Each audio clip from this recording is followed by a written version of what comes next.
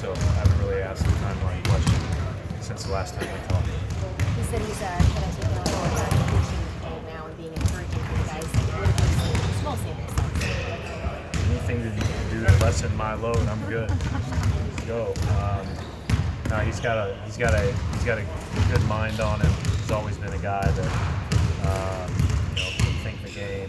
He's an inspiring guy to be around. He's got good passion. He's a natural born kind of leader and talker, and he's got a great instinct for the game. So he's got good ideas, he's got good thoughts. I know our guys appreciate that and value that in him, and so it's good to have him back in the gym here and be around him. We talk a lot about what Marcus does defensively, obviously, but his playmaking and just finding a way to fill that gap. Talk about that. I mean, that's different playing with our starting lineup we played with this last game because it really puts Kyrie at the point almost the whole time. You might play Al there a little bit. You might play one of the wings in a possession or two, but mostly Kyrie will have the ball. Whereas with Marcus, you could really play Kyrie off the ball, and you could be a cutter and those types of things. So that limits you a little bit. We'll play Terry and Gordon more with Kyrie than we have, but I think ultimately there's going to be moments where Kyrie will have to do that. We'll have one point guard on the floor. Brad, did you like that starting lineup? Or are you reevaluating it for game two? We reevaluate everything every day, John. I don't want to overreact. I didn't think we played great at the start of either half, but I didn't think we were bad. I thought we guarded, we tried to do the right things.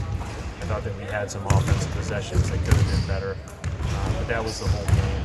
And Indiana had a lot to do with that, and I don't want to take that away from them. So we'll reevaluate it every day, but that's where it is right now.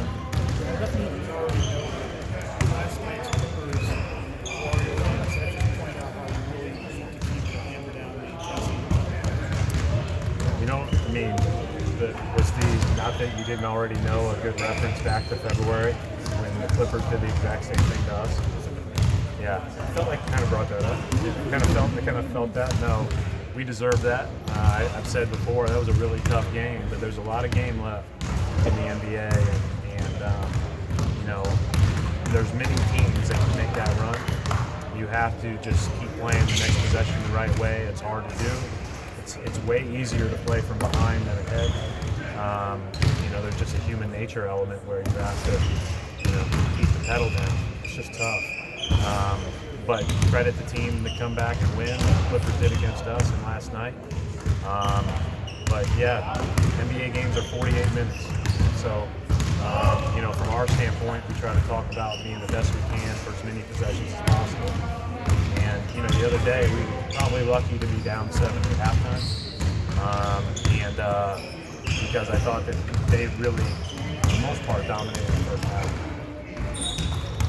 Brad, when you go double big, obviously you have your own reasonings for the Celtics, but what about what it means for the way they match up with you? Because they're throwing their bigs out there in lineups that haven't been very efficient for them. How much of that plays into your decision to play double big?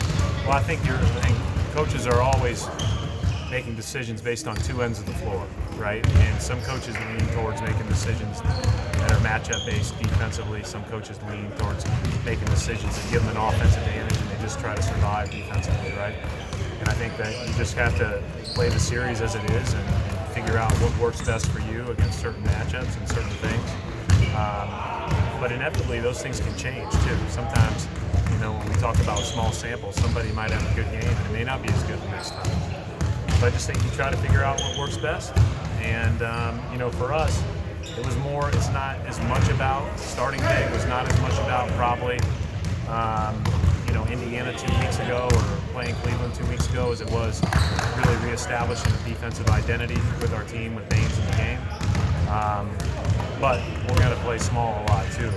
And I do think we're playing with a better force all the way through our lineup defensively than we were before. You played a lot of.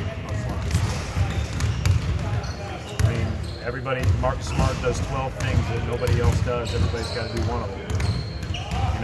Nobody can be Marcus Smart. We're not asking anybody to be Marcus Smart.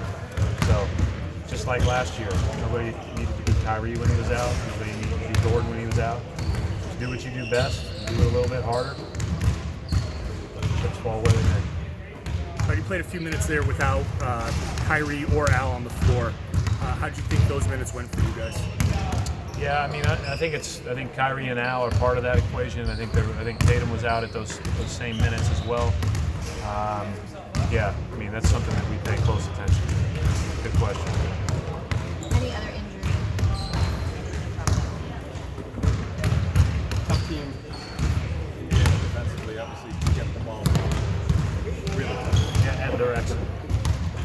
How do you do that in more easier baskets per se?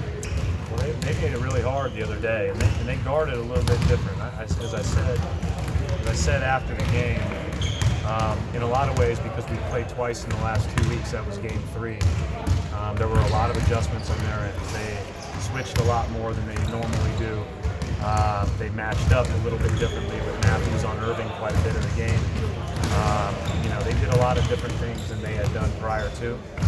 So, each team will look at what went well, what didn't go well, and adjust accordingly.